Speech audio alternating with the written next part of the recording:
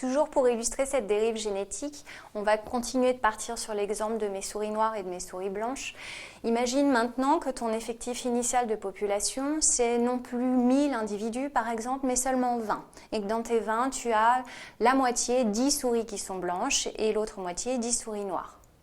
En l'occurrence, si tu attends 100 générations, toujours le hasard intervenant, tu vas vite comprendre, et tu peux t'entraîner en tirant les dés par exemple, que l'un des deux allèles va être rapidement fixé.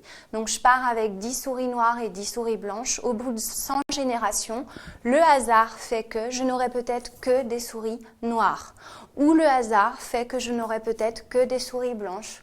Ou le hasard fait qu'au bout de 100 générations, je n'aurai pas qu'un seul type de phénotype. Je peux avoir par exemple 70 souris noires et 70% de souris noires et 30% de souris blanches. Le fait de diminuer l'effectif fait qu'au bout d'un certain nombre de générations, je vais ne fixer qu'un seul des allèles. Ma fréquence allélique va être de 100% pour un des deux allèles. Cet effectif réduit dans le cas de la dérive génétique est ce qu'on appelle l'effet de fondation.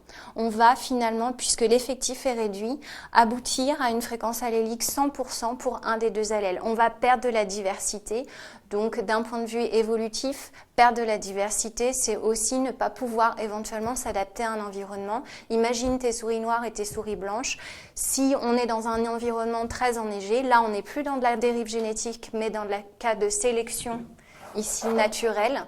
Dans le cas d'un environnement très enneigé, tes souris blanches auront évidemment un avantage adaptatif par rapport aux souris noires. Elles seront moins faciles à être vues, moins facilement vues en termes de proie, et donc auront on parle de succès reproductif ou fitness supérieur aux autres et engendreront une plus grande descendance. Et donc là, ta fréquence allélique du blanc va l'emporter sur le noir.